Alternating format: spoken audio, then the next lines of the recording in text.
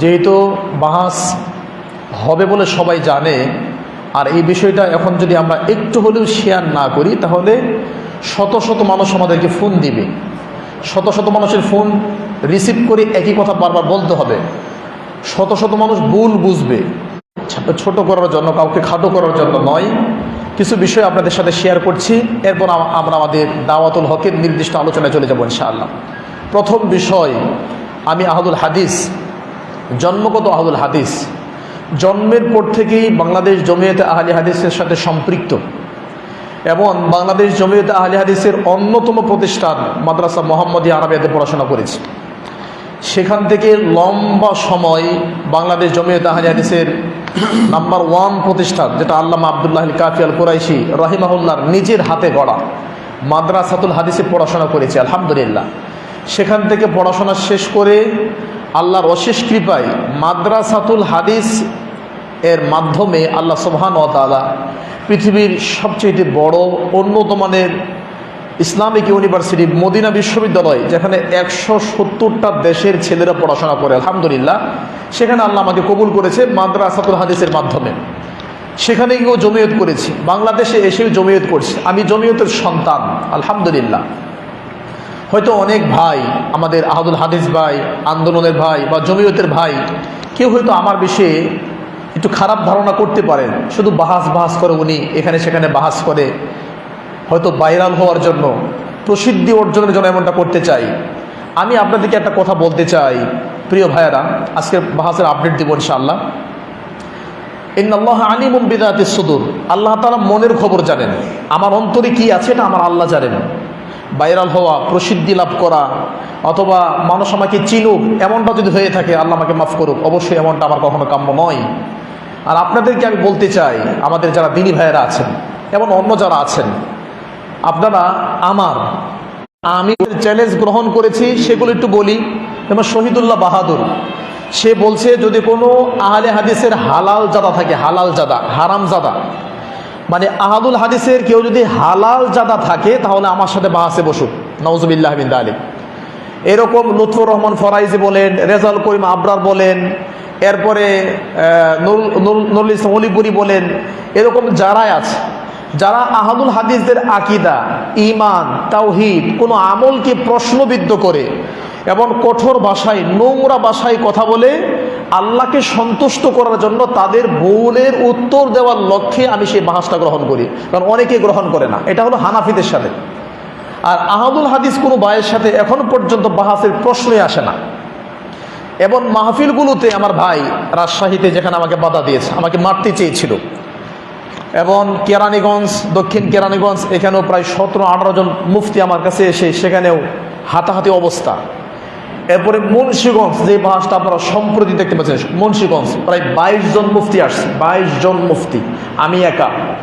সেই 22 জন মুফতির সাথে আমি একা কি করে পারি? তার মানে সেটা বাহাস না, সেটা একটা হালাকা ছিল। হালাকার মধ্যে অঘোষিত 22 জন মুফতি চলে আসছে। আমি চেয়ারগুলো গুনছি, চেয়ারের জায়গা নেই, পরে সামনে বসছে। ওখানে বসে আমাদের শাইখ আব্দুর রাজ্জাক, মুজাফফর বিন মুহসিন এবং আবু বকর জাকারিয়া সম্পর্কে বলছে যে আবু বকর জাকারিয়ার দাড়িগুলো কেটে ওজন করলে 1 কেজি হবে, নাউজুবিল্লাহ মিন যালিক। এই লোক বলে আল্লাহ নাকি আরশে আছে। আল্লাহ যে আরশে আজিমে আছে, কারো কোনো সন্দেহ আছে? ঈমান থাকবে না। তো এইরকম সিচুয়েশনে আমার ভাই, তারা যদি আমাকে বাহাসের চ্যালেঞ্জ দেন যে এখন বাহাস করেন, ওখানে যদি আমি বাহাস না করি, কথা না বলি, যদি বলি না আমি জমিয়তের কাছে যাব, আমি আমার যারা ওলামায়ে কেরাম আছে তাদের কাছে যাব, তারা অনুমতি দিলে আমি আসব, তাহলে কিন্তু সেখানে আমার একটা সাময়িক পরাজয় হয়ে যায়। যেখানে শহীদুল আহমদ মাদানীকে নিয়ে কথা বলছে, আবু বকর জাকারিয়াকে নিয়ে কটূক্তি করছে, তাও আকীদার বিষয় যে আল্লাহ আরশে আজিমে আছে, কথা ঠিক না। আবু বকর জাকারিয়া কেন বললো? এত লম্বা দাড়ি দেখে কথা তাকে মানাই, নাউজুবিল্লাহ মিন যালিক। সেখানে যদি বলেন যে আপনি চুপ থাকবেন, আপনি এত বেশি কথা বলেন কি, আপনি কেন বাহাস করেন, তাই কি এটা হলো? আমাদের অনেক আহলে হাদিস ভাই, আমার মতো ওলামায়ে কেরাম, আমার মতো অনেক দিনী ভাই আছেন, হয়তো আমার বিষয়ে মন্তব্য করবেন যে উনি খালি বাহাস করে, যেখানে যায় সেখানে বাহাস করে। অনেকে এরকম বলে যে বাহাস না করে কেন্দ্রে যেতে হবে, কেন্দ্রে গিয়ে অনুমতি নিতে হবে। তা আমার ভাই, আমি তো বাহাস করি না। 2 নাম্বার, বাহাস করাটাও এটা শরীয়তের কোনো সমাধান না, কারণ বাহাসের ওই জন্য কোনো সমাধান আসে না। আবু দাউদের 48 নম্বর যে হাদিস 4800, আনা যাইমুন বিবাইতিন ফি রাবাদিল জান্নাহ লিমান তারাকাল মিরা ওয়া ইন কানা মুহিক্কা। সত্যবাদী হওয়ার পরেও, হকের উপর থাকার পরেও যারা ঝগড়া করে না, বাহাস করে না, মারামারি করে না, নবী তাদের জন্য জান্নাতের গ্যারান্টি দিয়েছে। সুবহানাল্লাহ। আর আবু দাউদের আরেকটা হাদিস, আল্লাহ নবী বলছেন, মান তলাবাল ইলমা লিউজারিয়া বিহিল উলামা, যারা বিদ্যা অর্জন করে আলেমদের সাথে বাহাস করার জন্য, আও লিউমারিয়া বিহিস সুফাহা, অথবা সাধারণ মানুষকে বোকা বানানোর জন্য। যদি কেউ, আমি যদি ইলম অর্জন করি বাহাসের জন্য, ভাইরাল হওয়ার জন্য, মানুষকে বোকা বানানোর জন্য, রাসূল বলছে আদখালাহুল্লাহু আন্নার, আল্লাহ তাকে জাহান্নাম দিবেন। তো জেনে শুনে বুঝে তো আমি জাহান্নামে যেতে চাই না। তা আমার ভাই যারা আমার এই ঘরোয়া আছেন, আহলুল হাদিস পরিবারের যারা আছেন, বিনয়ের সাথে অনুরোধ, আমাকে ভুল বুঝবেন না। আমি বাহাসের লোক না, আমি বাহাসের প্রতি ইন্টারেস্টেড না, আমি বাহাস আমার পেশা না, বাহাসকে আমি পছন্দ করি, খুঁজে খুঁজে বাহাস করি এমনটা নয়। যখন আমার কাছে আঘাত আসে, আমার আহলুল হাদিস ভাইদেরকে নিয়ে আঘাত করে, আহলুল হাদিসের আকীদাকে নিয়ে আঘাত করে, যখন জন্ম মানে আহলে হাদিসের জন্ম ঠিক নাই, এরা হারামজাদা নাউজুবিল্লাহ, এরকম আপত্তিকর কথা বলে, আর যখন দেখি এই বাহাসটা কেউ গ্রহণ করে না, তখন আমি আল্লাহর জন্য গ্রহণ করি। সেম রমজান মাসের প্রায় 1 মাস আগে আজকের যে বাহাস, এটা বাহাসের কোনো প্রশ্নই আসে না। আমি এখানে এসেছিলাম আমার ভাইয়ারা একটা মাহফিলের মধ্যে, মাহফিলের প্রধান বক্তা, বক্তব্য দিচ্ছি, বক্তব্য শেষে প্রশ্নোত্তর পর্ব। আমাদের এক ভাই, তালহা ভাই একটু দাঁড়ান, এই ভাই আছে ডকুমেন্ট, একটু ঘুরাই দেখাবেন ভাইকে 1 সেকেন্ড। আমাদের সম্মানিত তালহা ভাই, এই ভাই মাহফিলের মধ্যে প্রশ্ন করেছিল। উনি বাংলাদেশের নাগরিক, উনি মুসলমান, উনি আহলে হাদিস, উনি অবশ্যই আমাকে প্রশ্ন করার অধিকার রাখেন। উনি আমাকে প্রশ্ন করেছে 5 ওয়াক্ত নামাজের পরে সম্মিলিত মোনাজাত করা যাবে কিনা। তো এখন বলেন, আমাকে আল্লাহ যে অল্প বিদ্যা দিয়েছে, সেখান থেকে আমাকে উত্তর দেওয়াটা কি আমার জন্য আমানত নয়? এটা কি আমার দায়িত্ব নয়? প্রিয় ভাইরা, এটা আমার দায়িত্ব। আমি কোরআন এবং সুন্নাহ থেকে দলিল দিয়ে যখন বলছিলাম যে আসলে এভাবে দোয়া করা যায়, কিন্তু 5 ওয়াক্ত সালাতের পরে নিয়মিত মোনাজাত করাটা বেদাত, এটা বলার পরেই আজকের বাহাসের যিনি মেইন ডক্টর ইসমাইল হুসাইন, উনি আমার উপর ক্ষিপ্ত হয়ে যায়। ভিডিওগুলো আপনারা দেখছেন, অনলাইনে গিয়েছে, ক্ষিপ্ত হয়ে যায়, রাগান্বিত হয়, এমনকি হাতাহাতি হওয়ার উপক্রম, সেখানে পরিবেশ খারাপ হয়। উনি আমাকে বলে, আপনাকে 10 লক্ষ টাকা দেব, আপনি এটা প্রমাণ করেন যে বেদাত। আমি বলছিলাম ডেট দেওয়া দরকার নেই, কারণ উনি বলতেছে ডক্টর মুজফফর বিন মুহসিন ডেট দিয়ে আসে নাই, নাউজুবিল্লাহ, রফিক বিন সাইদ ডেট দিয়ে আসাই নাই, পালায়ে গেছে।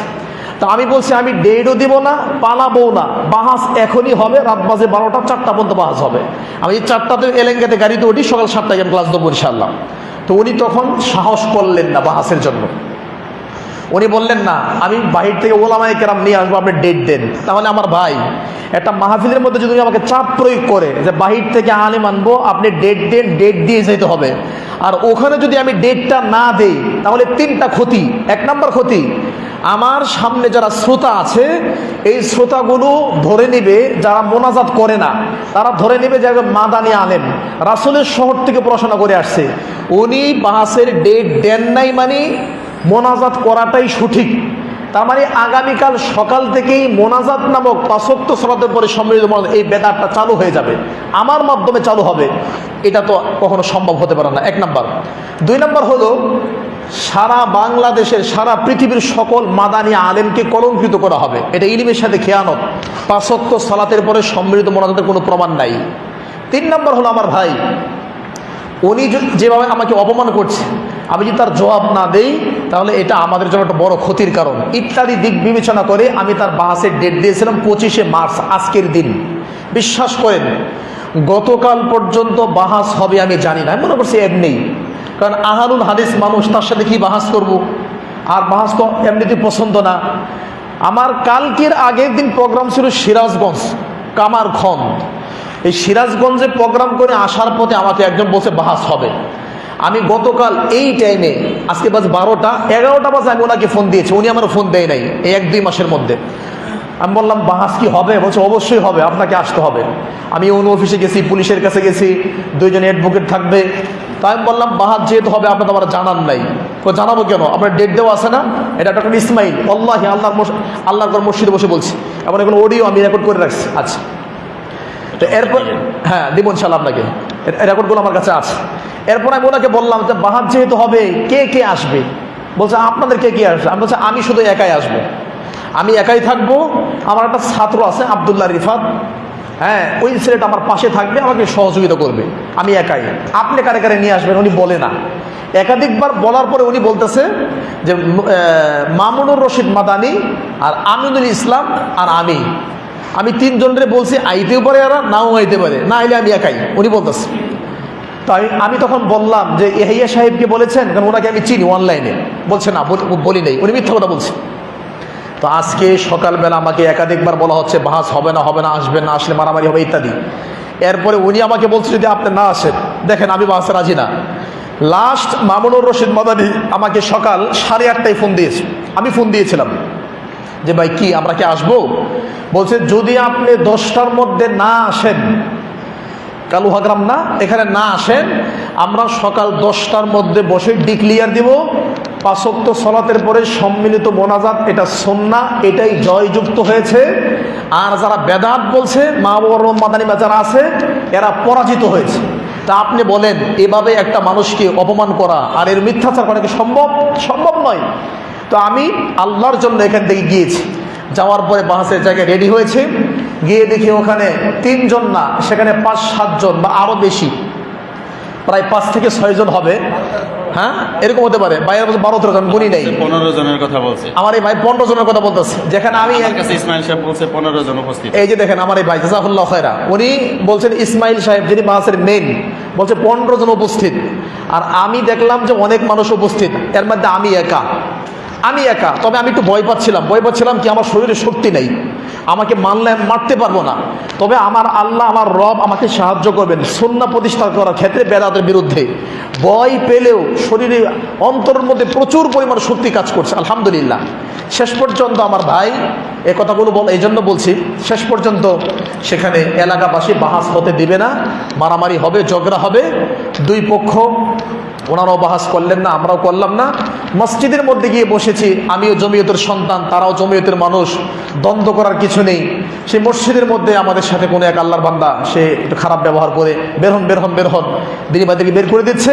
দেখলাম পরিবেশ ভালো নয়, তখন আমরা চলে আসছি আল্লাহর জন্য। প্রিয় ভাইয়েরা, এই হলো সংক্ষিপ্ত বাহাসের কথা। আমাকে ভুল বুঝবেন না, এটা আল্লাহর ঘর মসজিদ। আমার ডান পাশে আলেম বসে আছে, বাম পাশে বসে আছে, এখানে দিনী ভাইয়েরা আছে। 1 নাম্বার, বাহাস আমার পেশা এবং নেশা নয়। 2 নাম্বার, বাহাস আমি পছন্দও করি না, কারণ বাহাসে কোনো সমাধান এভাবে হয় না।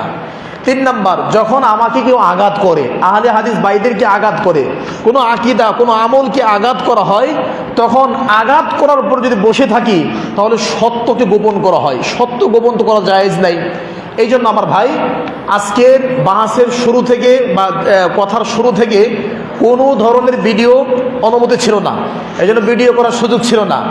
আর আমাকে দোষ ধরা হয়েছে আপনি কেন অনলাইনে দিলেন। আমার ভাই, এটার উত্তর হলো মাহফিলটা যেহেতু অনলাইনে সরাসরি সম্প্রচার হচ্ছিল এবং ওই মারামারিটা সবাই দেখেছে, এই জন্য অনলাইনে দিতে হয়েছে 1 নাম্বার। 2 নাম্বার হলো আজকে আমি কেন লাইভে আসলাম, বা আজকে মূলত এই বক্তব্যের জন্য বা বাহাসের আপডেটের জন্য নয়। আজকে দাওয়াতুল হকের প্রোগ্রাম, আমাদের এই প্রোগ্রাম আরও 1 মাস আগে থেকে রাখা আছে ইসলামিক সেন্টার আলহামদুলিল্লাহ। এই প্রোগ্রামে বসে যেহেতু হাজার মানুষ আমার পেজে আছেন, প্রায় 26,000 মানুষ আমার পেজে আছে আলহামদুলিল্লাহ। এরা হয়তো আমাকে ভুল বুঝতে পারে, আমাকে যদি ভুল না বুঝে, রং না বুঝে, প্রতারক মনে না করে যে বাহাসের কথা বলে উনি নিজেকে পরিচিত করে পরে বলে না বাহাস হয় নাই। বরং এই জন্য পরিবেশটা আমি সবার সামনে তুলে ধরলাম। আমি আবারও যারা আজকে আমাদের প্রতিপক্ষ ছিলেন বা যারা অনলাইনে দেখছেন, ওলামায়ে কেরাম, মাদানী আলেম বা যারাই আছেন আমাকে ভুল বুঝতেছেন, সবাইকে বলছে আমাকে ভুল বুঝবেন না। যদি কেউ আমার বিষয়ে গীবত পরনিন্দা করেন, আমাকে ভুল বুঝেন, তাহলে অবশ্যই আপনারা গুনাহগার হবেন, আমি গুনাহগার হব না। তবে সর্বশেষ কথা, আমি মনে করছিলাম যে হ্যাঁ, একটা সমাধান হওয়া দরকার। কারণ 5 ওয়াক্ত সালাতের পরে সম্মিলিত মোনাজাত, আমি শেষ করে দিচ্ছি, 5 ওয়াক্ত সালাতের পরে সম্মিলিত মোনাজাত এটা বেদাত। আমি কোরআনুল কারীম থেকে এই বেদাত প্রসঙ্গে প্রায় 15টা আয়াত নিয়ে আসছিলাম। আচ্ছা, 5 ওয়াক্ত সালাতের পরে সম্মিলিত মোনাজাত এটা কোরআন সুন্নাহর কোথাও নাই, কোনোভাবে প্রমাণিত নয়। এই সংক্রান্ত আমি 15টা হাদিস নিয়ে আসছিলাম। নাম্বার 3, 5 ওয়াক্ত সালাতের পরে সম্মিলিত মোনাজাত এই সংক্রান্ত 6 থেকে 8 জন সাহাবীর বক্তব্য উপস্থাপন আমি নিয়ে আসছি। যে সাহাবীরা কি বলছে, তারা করছে কিনা, নাকি তাকে তারা না করছে। 4 নাম্বার, 5 ওয়াক্ত সালাতের পরে সম্মিলিত মোনাজাত, এই বিষয়ে তাবিঈরা কি বলছে। আমি তাবিঈদের 3 থেকে 4 জনের বক্তব্য নিয়ে আসছি যে তাবিঈরাও এটাকে বেদাত বলেছে। 5 নাম্বার, 5 ওয়াক্ত সালাতের পরে সম্মিলিত মোনাজাত, তাবি তারা কি বলছে।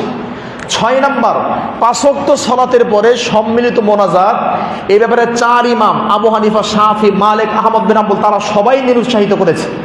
7 নম্বর, 5 ওয়াক্ত সালাতের পরে আধুনিক যুগের উলামায়ে কেরাম শাইখ বিন বাস বেদাত বলেছেন, শাইখ সালেহ আল উসাইমিন বেদাত বলেছেন, বর্তমান যিনি রানিং গ্র্যান্ড মুফতি শাইখ সালেহ ফাউজান উনিও বেদাত বলেছেন, আব্দুল মুহসিন আল আব্বাদ মদিনার সবচেয়ে বড় আলেম তিনিও বেদাত বলেছেন, আব্দুর রাজ্জাক আল বাদার মদিনার সবচেয়ে বড় আলেম তারাও বেদাত বলেছেন, মসজিদে নববীর ইমাম এবং খতিব আমার উস্তাদ ডক্টর আব্দুল মুহসিন আল কাসেম তারাও, এবং আব্দুর রহমান আল হুজাইফি মদিনার ইমাম তারাও, মদিনার সকল উলামায়ে কেরাম।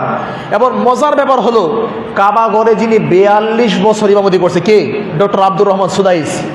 ডক্টর আব্দুর রহমান সুদাইস আরো 2 বছর আগে বলছে 40 বছর, তার মানে 42 বছর কাবা ঘরে যিনি ইমামতি করছেন, 42 বছরে একদিন সলাতের পরে বা 5 ওয়াক্ত সলাতের পরে হাত তুলে মোনাজাত করেছে, এর কোনো প্রমাণ নাই।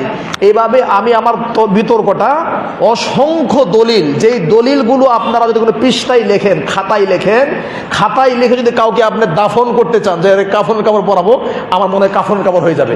কেন এটা?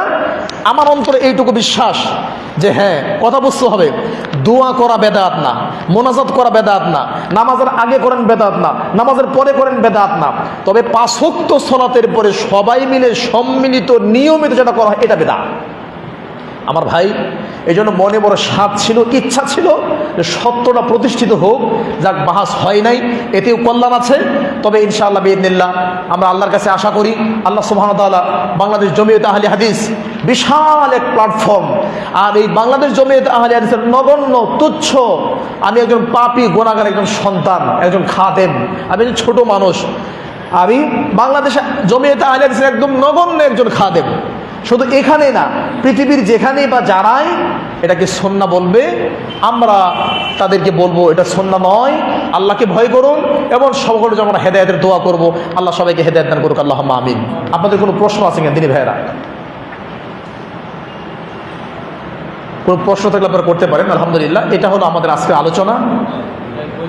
জি, এটা তো জমিয়তের সভাপতি সেক্রেটারি ডক্টর শহীদুল্লাহ খান মাদানী এর কথা বলেছেন, সেক্ষেত্রে জমিয়ত কোনো পদক্ষেপ নেবে কিনা এখন এটার ব্যাপারে আপনি আমার ভাই সুন্দর প্রশ্ন করেছেন। বাংলাদেশ জমিয়তে আহলে হাদিসের সম্মানিত সুযোগ্য সভাপতি মহোদয়, আমাদের মাদ্রাসাতুল হাদিস, আমার প্রাণের প্রতিষ্ঠান, এর সম্মানিত প্রিন্সিপাল, আলহামদুলিল্লাহ, ওনার বিষয়ে আপত্তিকর কথা বলেছে ডক্টর ইসমাইল সাহেব, এবং আমার উস্তাদ আলহামদুলিল্লাহ 4 বছর 5 বছরের উস্তাদ ডক্টর শহীদুল্লাহ খান মাদানী, ওনাকে নিয়েও উনি মিথ্যাচার করেছে আজকে সবার সামনে।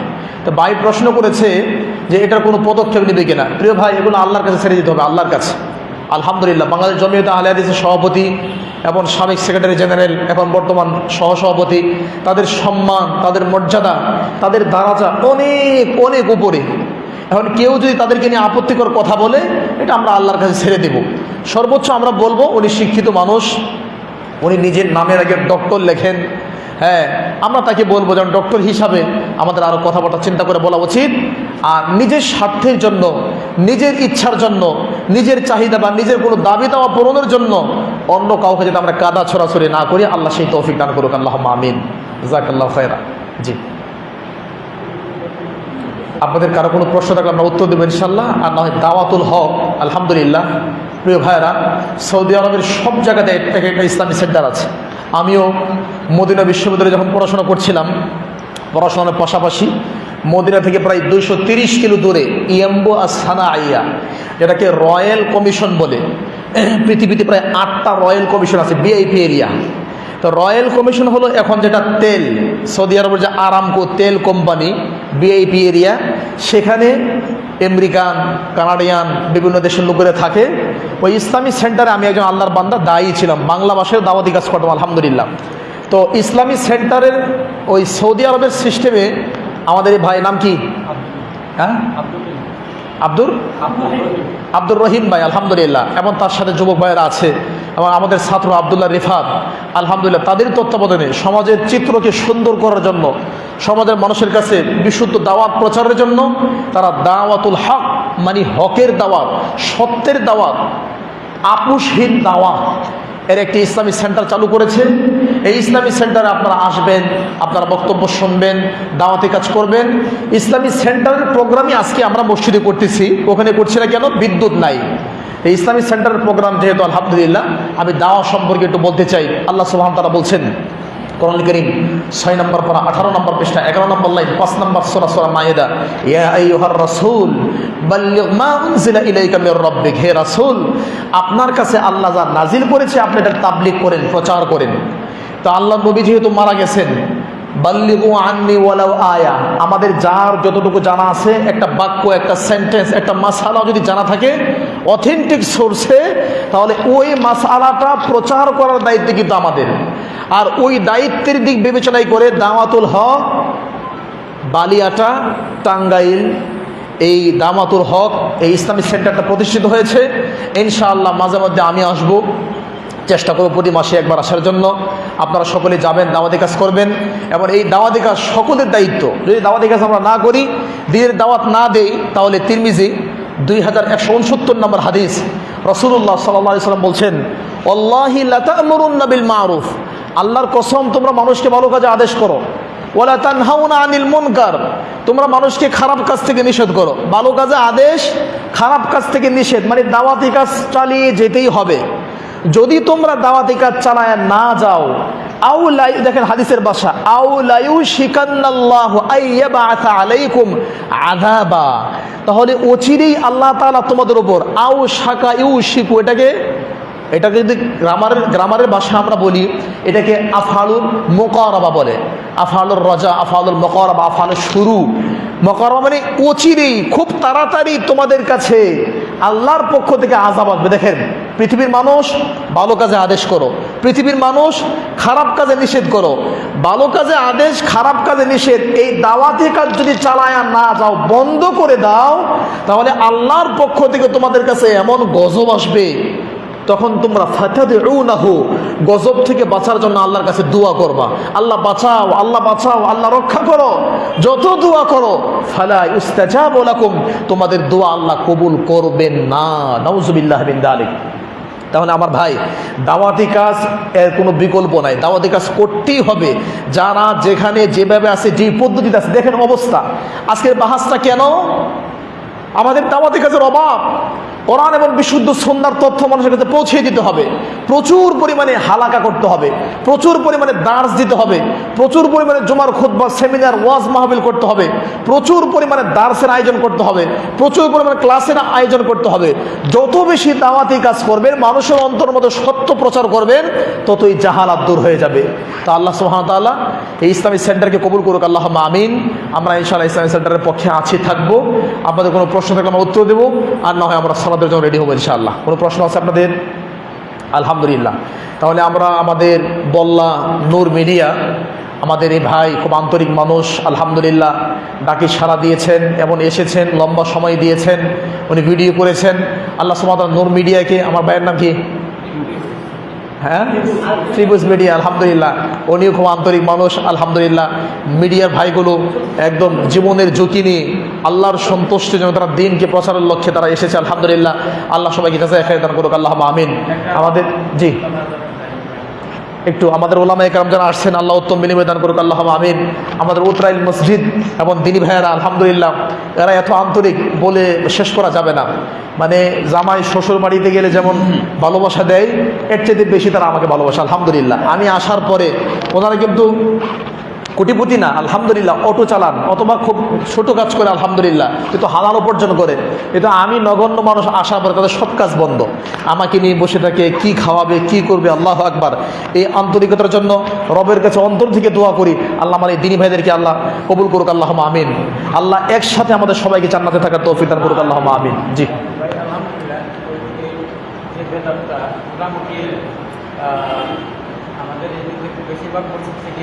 উঠে গেছে, আলহামদুলিল্লাহ। এখন আমার জানা মতে আমি তো এখানে আমি কাউকে সম্মিলিতভাবে আপনার মোনাজাত করতে দেখি।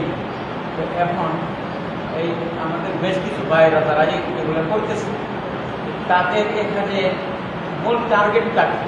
মানে কেন তারা এগুলো করতে চাচ্ছে? অথচ আমাদের তিনি ভাই ভাইয়ের প্রশ্ন হলো যে উনি 14 বছর মক্কায় ছিলেন, আলহামদুলিল্লাহ সৌদি আরব বা মক্কাতে ছিলেন, উনি দেখেন নাই। আর আমি তো বললাম ডক্টর আব্দুর রহমান সুদাইস উনিও আমার উস্তাদ। উস্তাদ মানে কীভাবে?